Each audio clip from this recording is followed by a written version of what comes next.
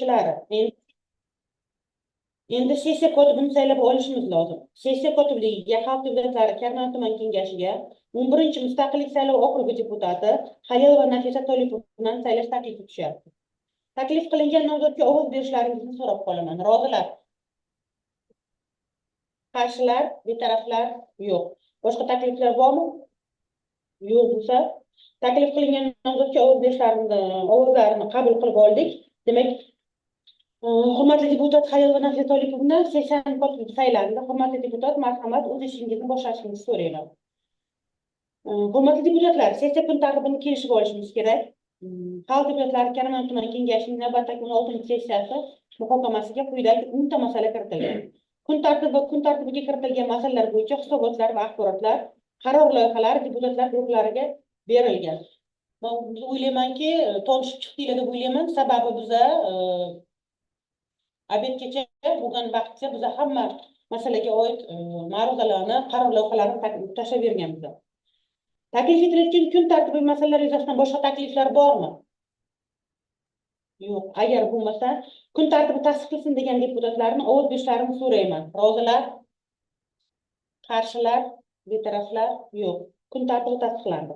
Hurmatli deputatlar, kun tartibiga qo'yilgan birinchi masala O'zbekiston Respublikasi Prezidentining 2024-yil 20-dekabrdagi hududlarda yuqori iqtisodiy o'sish va aholi bandligini ta'minlashning yangi tizimini yo'lga qo'yish hamda bu borada mahalliy hokimliklarning roli va mas'uliyatini oshirish choralari to'g'risidagi FIFA 2023 farmoni ijrosini ta'minlash hamda O'zbekiston Respublikasi Prezidenti hujjatlari, Oliy Majlis palatalari va hukumat qarorlari, oliy darajadagi tashriflar davomida erishilgan kelishuvlar asosida ishlab chiqilgan yo'l xaritasida Karmon tumani ijtimoiy-iqtisodiy rivojlantirish yuzasidan belgilangan chora-tadbirlarni manzilli o'rganish hamda ijro yuzasidan samarali nazorat qilib amalga oshirish borasida amalga oshirilgan ishlar to'g'risida so'z Xalq deputatlari Karmon tuman kengashining mahalliy byudjetni shakllantirish va ijro etish, iqtisodiy islohotlarni amalga oshirish va tadbirkorlikni rivojlantirish masalalari doimiy komissiyasi raisi Murodov Yusuf Hamrovichga beramiz. Marhamat, Yusuf Hamrovich. Assalomu alaykum, hurmatli sessiya ishtirokchilari, hurmatli deputatlar. Xabaringiz bor, O'zbekiston Respublikasi Prezidenti hujjatlari, Oliy Majlis palatalari va hukumat qarorlari, shuningdek oliy darajadagi tashriflar davomida erishilgan kelishuvlar yuzasidan ishlab chiqarilgan yo'l xaritasi doirasida Karmon tuman ijtimoiy-iqtisodiy rivojlantirish bo'yicha belgilangan chora-tadbirlar manzilli o'rganish hamda ijrosi yuzasidan samarali nazoratni amalga oshirish maqsadida yo'l xaritasi ishlab chiqarilgan. Buni hammamiz ham bilamiz. Shu munosabat bilan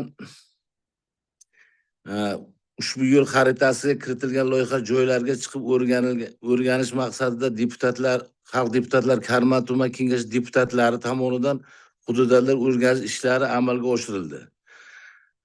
Shu munosabat bilan dasturda nazarda tutilgan Karmon tumani Narpay mahallasining 8-umumiy o'rta ta'lim maktabi rekonstruksiya ishlari joyiga chiqib o'rganilganda o'rganish davomida kamchiliklar aniqlandi. Rekonstruksiya ishlari to'liq yakuniga yetkazilmagan. Sinf xonalari talab darajasiga isitilmayotganligi kuzatildi. Sinf xonalarida bajarilgan ta'mirlash ishlari sifatsiz. Bo'lib mana bu mana plintuslari ham уже 15 kun bo'lgan yo'qmi, 20 kun bo'lgan yo'q, mana bu o'qish boshlanganiga plintuslar sinib ketgan. Isitish tizimlari o'rnatilgan, turbalariga issiq suv turbasini o'rniga yaxta suv turbasini o'rnaganlar issiq suv bergandan keyin qiyshayib ketgan bular. Mana shunaqa patologlarida уже yoriq shiplaridan kraska ko'chishi уже aniqlangan bular. Devorda kraskalari ham sifatsiz qilingan. Juda o'shani ayanchli holatiga kelib qolganda, даже mana bu pajarni shitlarini shishalari singan. Agar siniq shishasini olib bir bolalar bir boroga o'ynagan taqdirda ham bir xavfli nimada bolalar uchun. Yong'in xavfsizligi o'rnatilgan o'sha shitlarning shishalarini singanda skoch bilan yopishtirib qo'yibdi. Endi bu ana tashqari tomon obodonlashtirish ishlari ham yakuniga yetmagan. Yo'l xaritasida yana bir loyiha o'rganildi. Yo'ldosh ota Xolbu ona oilaviy korxonasi tomonidan savdo do'koni tashkil etish loyihasi o'rganildi. O'rganish natijasida oilaviy korxona faoliyati to'liq ishga tushirilib, va do'kon o'z faoliyatini boshlagani aniqlandi. Chunki u o'zinikida xususiy. Bu maktabda u quruvchilari bilmayman qanday nima qilgan, u gazdan qayerga qaragan, shu uchun mana o'zimizda hokimiyat mana qurilish bo'limidan so'rab qolardikki, shuni borib qaytadan bir nazoratga olish. Mana ko'p joylarda yaxshi qilgan, mana 7-maktabga ham qurilish ishlari bo'ldi. Aniq, chiroyli qilib, shuni nazorati yaxshi olindi. Nazorat yaxshi olsa, shu yaxshi bitirib beradi. Endi qaramay qo'yilgandan keyin ular quruvchilar ham o'zini yo'liga qilib ketganda, shu maqsadda sizga aytmoqchimanki, shu yo'l xaritasi bo'yicha taklif qilaman. Shu hamma deputatlarimiz mana hammamizning qo'limizda bor yo'l xaritalari. Shu birgalikda chiqib, ko'pchilik bo'lib chiqib shuni o'rgansak, o'sha quruvchi sifatli olib borishga intiladi-da. Shu uchun meni taklifim shu nimani yo'l xaritasini birgalikda ko'pchilik bo'lib amalga oshirish. Shu nimam qisqacha nimam ma'ruzam shundan iborat. Rahmat e'tiborlaringiz uchun. Yana bitta narsani aytib o'tmoqchiman. O'sha ishchi guruh bilan birgalikda biz birga borgandik. Yana bitta holatki, aynan ana shu to'g'ri Narpay hududida hozirgi kunda, bugungi kunda bizning deputatlarimiz deputatimiz o'rni vakant bo'lib turibdi. Xudo xohlasa 21-dekabr kuni saylov bo'lib o'tsa, o'sha yerda saylaniladi. Bir narsa aytmoqchiman. Yana bitta loyiha biza nazar e'tiborga olindik. Bitta loyiha tikuvchilik loyihasini ochirish. Adashmasam Mukarram aya nomida bo'lgan. U loyiha asli tikuvchi bo'lgan nimaga bergan, tadbirkorga berilgan. Uydan ochilgan deyapti, lekin ochilmagan. Chunki biz qo'ng'iroq qilib telefon qilganimizda bu loyihani ham aytmay qo'yaylik dedik, lekin yana aytishga majbur biz. Qo'ng'iroq qilganimizda men yo'qman, uyda emasman, uyda ochganman, hozir tikuvchilik bilan shug'ullanmayapman degan masalani qildi. Bu o'zi aslida loyiha 1-iyulda ishga tushirilib, 2025-yil 1-iyuldan ishga tushirilib, bugungi kunda o'sha o'zini faoliyatini yuritish kerak bo'lgan loyiha edi. Bu ham o'sha mana Farsiya Narpaydagi bittaga Narpay mahallasidagi biz 3tagina ko'rganimizda loyihalarimizdan 2tasi umuman qoniqarsiz. Bittasi umuman ishlamaydi, bittasi вообще qoniqarsiz. Men buni hokimimizga ham, kengash raisiga ham xudoyini nasib aytdim, hokimga aytdim men, chunki biz borib o'rgandik, maktab umuman talabga javob bermaydi. Qilingan remonti. Chunki agar borib quriladigan bo'lsa, u yerda mana hozir Alijon ham bor edilar, lift qurilyapti. Lift umuman yerda o'rinsiz qurilayotgan narsa. 2 qavatli binoga liftda qurilishi o'rinsiz. Shuni so'rab qolardimki, hurmatli deputatlar, ertadan boshlab mana bugun sessiyada ko'p chiqib, hamma o'zining hududidagi loyihasini borib o'rganadi, ma'lumotini qilinadi. Ma'lumot qilingandan keyin yilda oxiri bilan biza loyihalar bo'yicha to'liq dam hokimlardan, hokim o'rinbosarlaridan, hokimning o'zidan axborotlarni eshitib qolamiz. Shuning uchun bu sessiya kotibidan iltimos qilamiz shu narsani yozishlarini va mana shuni qaror loyihasiga qo'shimcha qilib kiritib, ularni axborot berishlarini, hisobot berishlarini so'rab qolamiz. Rahmat. Yusuf Hamroyevga bormi sizlar savollar? Agar bo'lmasa, savollar bo'lmasa, berilgan loyihaga o'zgartirishlar kiritib qaror qabul qilishni ovozga qo'yaman. Rozilar? Qarshilar, betaraflar yo'q. Rahmat. Sessiya kun tartibidagi ikkinchi masala O'zbekiston Respublikasi qishloq xo'jaligini rivojlantirish 2020-2030 yillarga mo'ljallangan strategiyasida belgilangan vazifalar ijrosini ta'minlash hamda tumanda qishloq xo'jalik sohasida 2025-yil 9 oy davomida amalga oshirilgan ishlar to'g'risida so'z tuman hokim o'rinbosari Xayriddin Shohruh Farhod o'g'liga. Marhamat. Assalomu alaykum hurmatli deputatlar, sessiya ishtirokchilari. Xabaringiz bor, prezidentimizning 2019-yil 23-oktyabrdagi 58-53 farmonlariga asosan O'zbekiston Respublikasi qishloq xo'jaligini rivojlantirishning 2020-2030 yillarga mo'ljallangan strategiyasini tasdiqlash to'g'risida farmoni qabul qilinib, farmon bo'yicha amalga oshirish lozim bo'lgan bir qator muhim vazifalar belgilab berilgan bo'lib, buning ijrosi Karmon tumani qishloq xo'jaligi sohasida ham tizimli tashkil qilib kelinmoqda. Strategiyada asosiy vazifa qilib oziq-ovqat mahsulotlarining xavfsizligini ta'minlash va iste'mol ratsionini yaxshilash, talab etiladigan miqdordagi oziq-ovqat mahsulotlarini yetishtirishni nazarda tutuvchi oziq-ovqat xavfsizligini davlat siyosatini ishlab chiqish va joriy etish, qishloq xo'jaligi mahsulotlarini xarid qilish va sotishda bozor tamoyillarini keng joriy etish, sifat nazorati, infratuzilmasini rivojlantirish, eksportni rag'batlantirish maqsadida xalqaro bozorlarda raqobatbardosh, yuqori qo'shilgan qiymatli qishloq xo'jaligi va oziq-ovqat tovarlarini ishlab chiqishni nazarda tutuvchi qulay agrobiznes muhitini va qo'shilgan qiymat zanjirini yaratish, yer va suv resurslari, o'rmon fondidan oqilona foydalanishni nazarda tutuvchi tabiiy resurslardan oqilona foydalanish va atrof muhitni muhofaza qilish tizimini takomillashtirish va boshqa vazifalarni amalga oshirish belgilab berilgan. Tumanda farmon ijrosi doirasida O'zbekiston Respublikasi Prezidentining PK 20 sonli, PK 373, PK 153 sonli qarorlariga asosan tumanda dehqon xo'jaligini yuritish uchun yer maydonlari fermer xo'jaliklaridan zaxira yerlarga ajratilib, dehqon xo'jaligi tashkil qilish uchun auksion savdolar orqali aholi oziq-ovqat mahsulotlarini yetishtirish uchun aholiga ajratib berildi. Bu orqali aholining ayrim qatlamlarida bandlik ta'minlandi. Qo'shimcha daromad manbai yaratilganligi natijasida qo'shimcha oziq-ovqat mahsulotlarini yetishtirishga erishildi. Bundan tashqari g'alladan bo'shagan suvga yaqin maydonlarda aholiga oziq-ovqat mahsulotlarini yetishtirish uchun 2025-yilda 1250 nafar aholiga yer maydonlari berilganligi natijasida qo'shimcha daromad manbaiga ega bo'lishdi.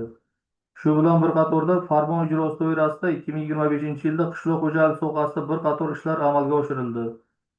Birgina paxtachilikdan oladigan bo'lsak, 131 nafar fermer xo'jaliklari tomonidan joriy yilda 4081 gektar maydonda, shundan 513 gektar 12,6% xorijiy navlar, 3568 gektar yoki 87,4% mahalliy navlar paxta xomashyosi yetishtirildi. Ob-havoning paxtachilik uchun qulay kelganligi, hosil yetishtirishni o'z vaqtida moliyalashtirilishi, zarur bo'lgan moddiy resurslarning kafolati ta'minlanishi natijasida dalalarda kutilgan hosil yetishtirildi. Tuman bo'yicha jami 68 ta terim otryadlari tashkil qilinib, otryadlarga 4785 nafar ko'ngilli terimchilar, 140 tonna paxta tashish transportlari, tirkamalar biriktirildi. Shu bilan birga tumanda 13 tonna paxta terish mashinasi bilan 1714 gektar maydondan 7,3 ming tonna 42% mashina yordamida hamda 2367 gektar maydondan 10 ming tonna 58% ga to'g'ri keladi. Qo'lda paxtani terib olish belgilab olingandi. Mana joriy yilda 7 dona Bashiran Effenword markali yuqori unumli paxta terish mashinalari tumanimizda faoliyat yuritayotgan fermer xo'jaliklar tomonidan sotib olindi.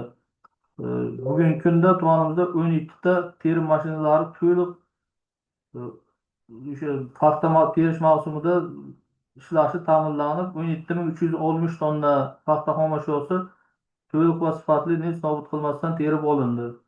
Terim jarayonlari bugungi kunda ham davom etishi natijasida jami 18093 tonna yoki umumiy rejaga nisbatan 104% ga bajarilib, o'rtacha hosildorlik tuman bo'yicha 44,3 sentnerga yetkazildi.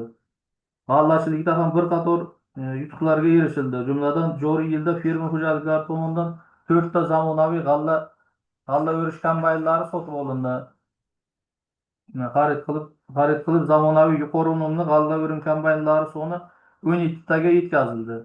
Natijada joriy yilda yetishtirilgan g'alla 25 kun muddatda to'liq o'rib olishiga erishildi.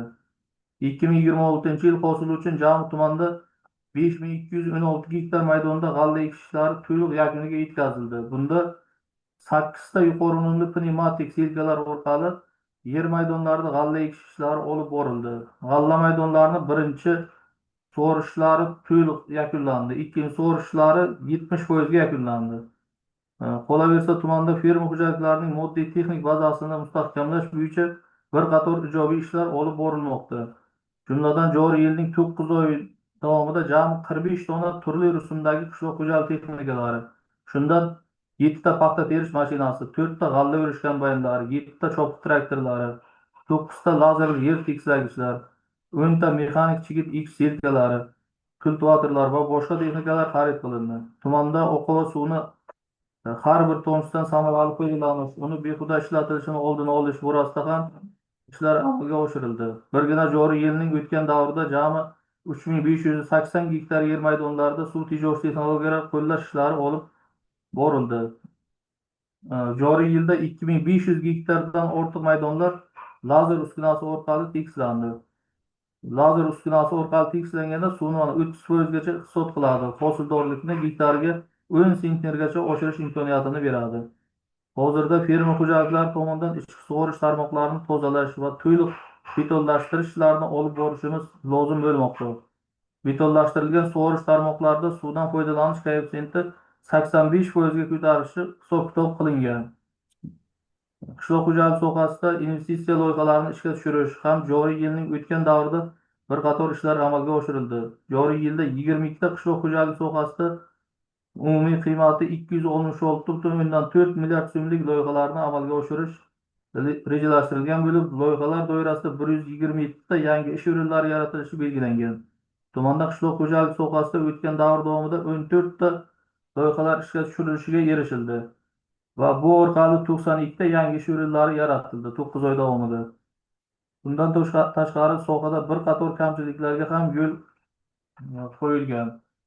G'allachilikda o'rta hisobda 15 dan ortiq fermer xo'jaliklari tomonidan hosildorlik keskin tushirib yuborilgan bo'lib, o'rtacha hisobda 25-30 sentner hosildorlik to'plangan. Paxtachilikda ham bunday holatlar takrorlangan. Birgina agroinspeksiya tuman bo'limi tomonidan 36 dan ortiq fermer xo'jaliklari agrotexnik tadbirlarni bajarish ishlarini olib bormaganligi natijasida ma'muriy bayonnomalar rasmiylashtirilib, tegishli tartibda ko'rib chiqish uchun ma'muriy sudlarga yuborilgan. 5 ta fermer xo'jaliklari belgilangan rejalarni yillar davomida bajarmasdan kelganligi, yer maydonlaridan samarasiz foydalanganligi sababli hosildorlik o'rtacha hisobdan past bo'lganligi sababli yer maydonlarini zaxira yerlarga qaytarish uchun arizalar olinib, yer maydonlari zaxiraga qaytarish ishlari olib borilmoqda. Shu bilan birga dehqon xo'jaliklari uchun ajratilgan yer maydonlarida joriy yil o'rganish ishlari olib borilganda, dehqon xo'jaligi uchun ajratilgan yer maydonlarining 300 gektardan ortiq qismiga bida va boshqa ekinlar ekilganligi holati aniqlandi va kelgusi yilda ushbu maydonlarga oziq-ovqat mahsulotlarining ekilishini ta'minlash maqsadida ushbu yer maydonlariga bedazorlarni buzish ishlari olib borilmoqda. Dehqon xo'jaliklari uchun ajratilgan qarovsiz, tashlandiq holatga kelib qolgan yer maydonlarining 500 gektardan ortiq qismi zaxira yerlarga qaytarildi va keyingi yilda ushbu yerlarga paxta xomashyosi yetishtirish uchun imkoniyati bor fermer xo'jaliklar biriktirib berildi. Hurmatli deputatlar sessiyasi ishtirokchilari, tumanda qishloq xo'jaligini isloh qilishda yechimini kutayotgan bir qator muammolarimiz bor. Biz bu muammolarni bartaraf qilish bo'yicha ishlarni davom ettiramiz. 2025-yilning 9 oy davomida amalga oshirilgan ishlar bo'yicha axborotim shu. Savollaringiz bo'lsa, marhamat. E'tiboringiz uchun rahmat. Rahmat, Mustafa Xo'jayevich. Mazkur masala yuzasidan deputatlar hukumatga savollaringiz bormi? Ma'ruzachiga. Mazkur masala yuzasidan agar savol bo'lmasa, sizlarga shu masala yuzasidan qaror loyihalari tarqatilgan. Qaror loyihasini qabul qilish uchun ovozga qo'yaman. Rozilar? Qarshilar? Betaraflar? Yo'q. Qaror qabul qilindi. Rahmat. Sessiyamizni davom ettiramiz. Hurmatli deputatlar, sizlardan iltimos qilib qolamiz. Hamma o'zini kameralarini yopsin. Sababi hozirda zapis ketyapti. Buni biz YouTube orqali o'zimiz kanalimizga qo'yamiz. Shu uchun kameralarni yoqishlarini so'rab qolaman. Rahmat, Shohruxxo'jayevich. Hozir 8 daqiqa qoldi. Ungacha 7 daqiqa ekan. Uzr so'rayman. Ungacha 3-masalaga o'tamiz. Zoom uzilgandan keyin qaytadan kirib sessiyamizni davom ettirishimiz, o'zlaridan chiqmasliklarini so'rab qolaman. Hurmatli deputatlar, sessiya kun tartibidagi 3-masala aholining turmush sharoitini yaxshilash hamda kambag'allikni qisqartirish, shuningdek aholi bandligini ta'minlash choralarini ijrosi to'g'risida so'z Karmana tumani kambag'allikni qisqartirish va bandlikka ko'maklash markazi rahbari vazifasini vaqtincha bajaruvchi To'ychiqiz G'olibnizomovichga, marhamat G'olibnizomovich, sizga so'z. Assalomu alaykum, hurmatli deputatlar va sessiya ishtirokchilari. Tumanimizda ishsizlar soni 2157 nafarni tashkil etib, bugungi kunda tumanda ishsizlik darajasi 4,5% tashkil qiladi. Tuman kambag'allikni qisqartirish va bandlikka ko'maklash bo'limi tomonidan joriy yilning 10 oy davomida 3103 nafar fuqarolarga bandlik xizmatlari ko'rsatilgan. Bundan 2216 nafari fuqarolarni ishga joylashtirilgan. Bundan tashqari o'tgan davr mobaynida hududlarda 21 marotaba bo'sh ish o'rinlari mehnat yarmarkalari tashkil etilib, bu yarmarkalarda 211 nafar fuqarolar doimiy ish o'rinlariga joylashtirildi hamda 91 nafari fuqarolar kasb hunarga o'qitishga yo'naltirilgan. Shuningdek, ijtimoiy muhofazaga muhtoj, ish topishda qiynalayotgan va mehnat bozorida teng sharoitlarda raqobatlasha olmaydigan 126 nafar fuqarolar zaxiralangan ish o'rinlariga joylashtirilib, bu ko'rsatkichimiz 68% ni tashkil etadi. Shuningdek, 2025-yilning o'tgan davr mobaynida 612 nafar fuqarolar kasb hunarga o'qitilishi rejalashtirilgan bo'lib, 621 nafarga yoki bo'lmasa 115% ga bu ko'rsatkichimiz bajarilgan. Hammamizning xabarimiz bor, har yilni boshida muhtaram yurtboshimiz har bir yil uchun bandlik dasturini imzolab beradilar. Shunga asosan 2025-yil 17-yanvardagi 2025-yilda aholi bandligini ta'minlash va kambag'allikni qisqartirish chora-tadbirlari to'g'risidagi 12-sonli qarorlarga asosan tumanda 22.791 nafar aholini doimiy, vaqtinchalik va mavsumiy ishlarga band qilish bo'yicha maqsadli ko'rsatkichlar ishlab chiqilib, sohalar kesimida aholi bandligini ta'minlash bo'yicha reja grafik tasdiqlab olindi. Bunga asosan 25-yilning o'tgan davr mobaynida 22.791 ta ish o'rni rejalashtirilgan bo'lib, doimiy ish o'rinlaridan 13.791 nafari hamda 9.000 ga yaqin aholini tadbirkorlikka jalb qilishga to'g'ri keladi. 10 oy davomida 21.056 nafar o'rniga 22.021 nafar yoki bo'lmasa 105% aholini doimiy, vaqtinchalik, mavsumiy ishlarga jalb qilindi. Hammamizni xabarimiz bor. Bu sohada mana ishga joylashtirilishi bo'yicha 4 ta soha asosiy qilib belgilab olingan. Ya'ni investitsiyalar loyihalarini ishga tushirish, tijorat banklari hisobiga aholini doimiy ishga qo'yish, aholini tadbirkorlikka jalb qilish, qishloq xo'jaligi hamda qurilish sohalariga. Tijorat banklari orqali 14.815 nafar joylashtirilib, 109% ga reja bajarilgan. Jumladan aholini doimiy ishga qo'yish tijorat banklari tomonidan 5.822 nafarga, aholini tadbirkorlikka jalb qilish 8.993 nafarga, qurilish sohasi bo'yicha 547 nafar, investitsiya dasturlari doirasida 1.859 nafar hamda qishloq xo'jalik sohasi bo'yicha 4.762 nafarga to'g'ri keladi. Tumanimizda 2025-yilda 1477 ta aholi oilalar soni bugungi kunda kambag'allik darajasi belgilangan. Bu 508% ni tashkil qiladi. Hammamizning